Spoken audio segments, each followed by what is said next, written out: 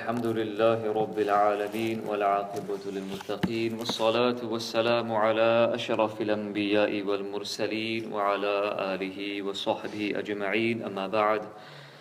درود پاک کا نذرانہ پیش کیجئے صلی اللہ علی النبی الامی وآلہ صلی اللہ علیہ وسلم صلاۃ و سلام علیک یا رسول اللہ۔ قرآنی مضامین پر مشتمل اس کتاب میں سے ہم نے سیدنا سلیمان علی نبینا علیہ السلام کی کچھ حالات زندگی سماعت کیے تھے۔ آج آپ کی بے مثل وفات وصال اقدس کس طرح ہوا اس کے متعلق انشاءاللہ کچھ باتیں پیش کی جائے گی۔ ملک شام میں جس جگہ حضرت موسیٰ علیہ السلام کا خیمہ گاڑا گیا تھا، ٹھیک اسی جگہ حضرت داؤد علیہ السلام نے بیت المقدس کی بنیاد رکھی، مگر عمارت پوری ہونے سے قبل ہی حضرت داؤد علیہ السلام کی وفات کا وقت آ پہنچا، اور حضرت داؤد علیہ السلام نے اپنے فرزند حضرت سلیمان علیہ السلام کو اس عمارت کی تکمیل کی وصیت فرمائی۔ یہ عمارت ابھی ادھوری تھی، پائے تکمیل تک نہیں پہنچی تھی کہ حضرت داؤد علیہ السلام کا انتقال ہو گیا، تو آپ نے وصیت فرمائی، حضرت سلیمان علیہ السلام کو یہ بتایا کہ آپ اس عمارت کو مکمل کر دینا۔ چنانچہ حضرت سلیمان علیہ السلام نے جنوں کی ایک جماعت یعنی جنات ان کی ایک جماعت کو اس کام پر لگایا اور عمارت کی تعمیر ہوتی رہی، یہاں تک کہ آپ کی وفات کا وقت بھی قریب آ گیا اور عمارت مکمل نہ ہو سکی۔ تو آپ نے اللہ تعالیٰ کی بارگاہ میں یہ دعا مانگی کہ الہی میری موت جنوں کی جماعت پر ظاہر نہ ہونے پائے، تاکہ وہ برابر عمارت کی تکمیل میں مصروف عمل رہیں، اور ان سبوں کو جو علم غیب کا دعویٰ ہے وہ بھی باطل ٹھہر جائے۔ یہ دعا مانگ کر آپ محراب میں داخل ہو گئے اور اپنی عادت کے مطابق اپنی لاٹھی عصا مبارک ٹیک کر عبادت میں کھڑے ہو گئے، اور اسی حالت میں آپ کی وفات ہو گئی۔ مگر جن مزدور یہ سمجھ کر کہ آپ زندہ کھڑے ہوئے ہیں، کیونکہ آپ اپنی لاٹھی مبارک شریف بھی ہاتھ میں تھی اور کھڑے رہے تھے، تو یہ جن جو مزدور تھے یہ سمجھ رہے تھے کہ آپ زندہ کھڑے ہوئے ہیں، برابر کام میں مصروف رہے، اور عرصے دراز تک آپ کا اسی حالت میں رہنا جنوں کے گروہ کے لیے کچھ باعث حیرت اس لیے نہیں ہوا کہ وہ بارہا دیکھ چکے تھے کہ آپ ایک ماہ بلکہ کبھی کبھی دو ماہ برابر عبادت میں کھڑے رہا کرتے تھے۔ غرض 1 سال تک وفات اقدس کے بعد آپ اپنی لاٹھی کے سہارے کھڑے رہے، یہاں تک کہ بحکم الہی دیمکوں نے آپ کے عصا کو کھا لیا، اور عصا کے گر جانے سے آپ کا جسم مبارک زمین پر تشریف لے آیا۔ اس وقت جنوں کی جماعت اور تمام انسانوں کو پتہ چلا کہ آپ کی وفات ہو گئی ہے۔ تو قرآن شریف میں اللہ تعالیٰ نے اس واقعے کو ان لفظوں میں بیان فرمایا، فَلَمَّا قَضَيْنَا عَلَيْهِ الْمَوْتَ مَا دَلَّهُمْ عَلَى مَوْتِهِ إِلَّا دَابَّةُ الْأَرْضِ تَأْكُلُ مِنْ سَأَتَهُ فَلَمَّا خَرَّ تَبَيَّنَتِ الْجِنُّ أَن لَّوْ كَانُوا يَعْلَمُونَ الْغَيْبَ مَا لَبِثُوا فِي الْعَذَابِ الْمُهِينِ۔ پھر جب ہم نے اس پر موت کا حکم بھیجا، جنوں کو اس کی موت نہ بتائی مگر زمین کی دیمک نے کہ اس کا عصا کھاتی تھی۔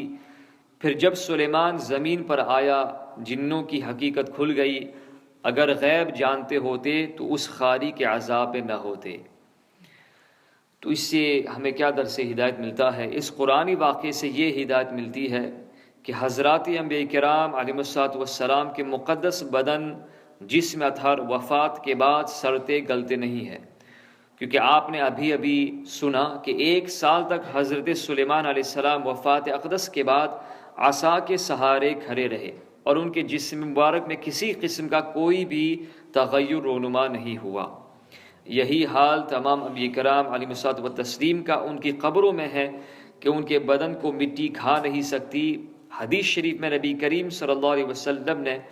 ارشاد فرمایا، جس کو امام ابن ماجہ نے اپنی سنن میں روایت فرمائی، ان اللہ حرم علی الارض ان تأکل اجساد الانبیاء فنبی اللہ حی یرزق۔ بے شک اللہ نے زمین پر حرام فرما دیا ہے کہ وہ انبیاء کے جسموں کو کھائے، لہٰذا اللہ کے نبی زندہ ہیں اور ان کو روزی دی جاتی ہے۔ مشکات شریف کی حاشیے میں اور شرح میں مرقات المفاتیح میں امام مولا علی قاری رحمۃ اللہ علیہ فرماتے ہیں کہ ہر نبی کی یہی شان ہے کہ وہ اپنے مزارات میں اپنے قبروں میں زندہ ہیں اور اللہ تعالیٰ ان کو روزی عطا فرماتا ہے، اور یہ حدیث صحیح ہے۔ اور امام بیہقی رضی اللہ تعالیٰ عنہ نے فرمایا کہ انبیاء کرام علیہ السلام مختلف اوقات میں متعدد مقامات پر تشریف لے جائیں، یہ جائز اور بالکل درست ہے۔ یعنی اللہ تعالیٰ نے کو یہ طاقت عطا فرمائی ہے کہ ایک ہی وقت میں متعدد جگہ پر آپ کا روحانی جسم پہنچ سکتا ہے، یہ بالکل جائز ہے، بالکل درست ہے، اور یہ واقع بھی ہوتا ہے۔ اسی لیے اہل سنت و جماعت کا یہی عقیدہ ہے کہ حضرات انبیاء کرام علیہ السلام اپنی اپنی مقدس قبروں میں حیات جسمانی کے لوازم کے ساتھ زندہ ہیں۔ بعض گمراہ لوگوں کا یہ عقیدہ ہے کہ وہ مر کر معاذ اللہ مٹی میں مل گئے، اس لیے یہ گستاخ فرقہ انبیاء کرام کی قبروں کو مٹی کا ڈھیر کہہ کر ان مقدس قبروں کی توہین اور ان کو منہدم کرنے کی کوشش میں لگا رہتا ہے۔ حد ہو گئی کہ عالم اسلام کی انتہائی بے چینی کے باوجود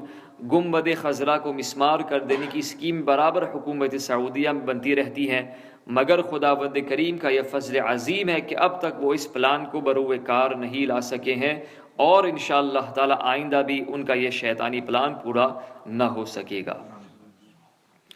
دوسری بات یہ کہ حضرت سلیمان علیہ السلام کی عمر شریف 53 سال کی ہوئی، 53 سال کی ہوئی۔ 13 برس کی عمر مبارک میں آپ کو بادشاہی ملی اور 40 برس تک آپ تخت سلطنت پر جلوہ گر رہے۔ آپ کا مزار پرانوار بیت المقدس میں ہے۔ اس واقعے کے بعد اب قارون جو حضرت موسیٰ علیہ السلام کے زمانے میں ایک ظالم تھا، تو اس کے متعلق کچھ باتیں آپ کے سامنے پیش کرنے کی ہم سعادت حاصل کریں گے۔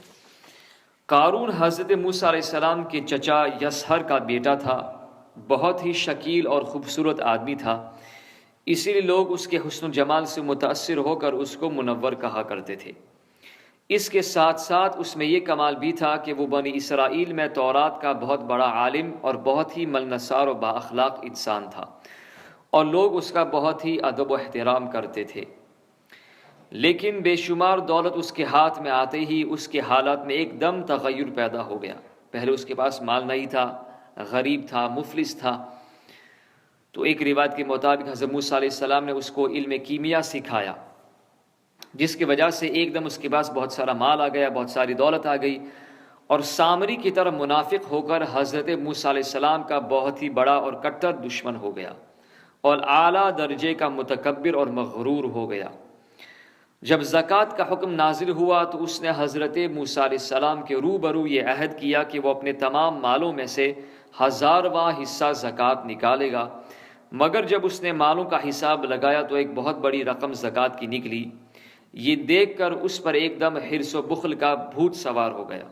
یہ نہیں اس نے سمجھا کہ 999 حصہ تو اپنے لیے ہے، 1000واں حصہ زکوٰۃ اللہ تعالی کی راہ میں غریب مسکینوں کے لیے اس کو نکالنا تھا، لیکن بس حرص و بخل کا بھوت اس کے اوپر سوار ہو گیا تھا، اور نہ صرف زکوٰۃ کا منکر ہو گیا بلکہ عام طور پر بنی اسرائیل کو بہکانے لگا کہ حضرت موسیٰ علیہ السلام اس بہانے تمہارے مالوں کو لے لینا چاہتے ہیں معاذ اللہ۔ یہاں تک کہ حضرت موسیٰ علیہ السلام سے لوگوں کو برگشتہ کرنے کے لیے اس خبیث نے یہ گندی اور گھناؤنی چال چلی کہ ایک عورت کو بہت زیادہ مال و دولت دے کر آمادہ کر لیا کہ وہ آپ پر معاذ اللہ ثم معاذ اللہ بدکاری کا الزام لگائے۔ چنانچہ عین اس وقت جب کہ حضرت موسیٰ علیہ السلام وعظ فرما رہے تھے، قارون نے آپ کو ٹوکا کہ فلانی عورت سے آپ نے معاذ اللہ بدکاری کی ہے۔ حضرت موسیٰ علیہ السلام نے فرمایا کہ اس عورت کو میرے سامنے لاؤ۔ چنانچہ وہ عورت بلائی گئی تو حضرت موسیٰ علیہ السلام نے فرمایا کہ اے عورت، اس اللہ کی قسم جس نے بنی اسرائیل کے لیے دریا کو پھاڑ دیا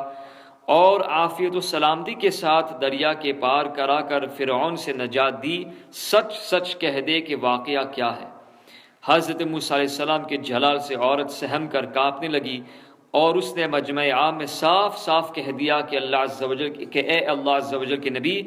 مجھ کو قارون نے کثیر دولت دے کر آپ پر بہتان لگانے کے لیے آمادہ کیا تھا۔ اس وقت حضرت موسیٰ علیہ السلام آپ دیدہ ہو کر سجدہ شکر میں گر پڑے، اور بحالت سجدہ آپ نے یہ دعا مانگی کہ یا اللہ، قارون پر اپنا قہر و غضب نازل فرما دے۔ پھر آپ نے مجمع سے فرمایا کہ جو قارون کا ساتھی ہو وہ قارون کے ساتھ ٹھہرا رہے، اور جو میرا ساتھی ہو وہ قارون سے جدا ہو جائے۔ چنانچہ دو خبیثوں کی سوا تمام بنی اسرائیل قارون سے الگ ہو گئے۔ پھر حضرت موسیٰ علیہ السلام نے زمین کو حکم دیا کہ اے زمین تو اس کو پکڑ لے، تو قارون ایک دم گھٹنوں تک زمین میں دھس گیا۔ پھر آپ نے دوبارہ زمین سے ہی فرمایا تو وہ کمر تک زمین میں دھس گیا۔ یہ دیکھ کر قارون رونے اور بلبلانے لگا اور قرابت و رشتہ داری کا واسطہ دینے لگا، مگر آپ نے کوئی التفات اور توجہ نہیں فرمائی، یہاں تک کہ وہ بالکل زمین میں دھس گیا۔ دو منحوس آدمی جو قارون کے ساتھی ہوئے تھے لوگوں سے کہنے لگے کہ حضرت موسیٰ علیہ السلام نے قارون کو اس لیے دھسا دیا ہے تاکہ قارون کے مکان اور اس کے خزانوں پر خود قبضہ کر لے، معاذ اللہ۔ تو آپ علیہ السلام نے اللہ تعالیٰ سے دعا مانگی کہ قارون کا مکان اور خزانہ بھی زمین میں دھس دیا جائے۔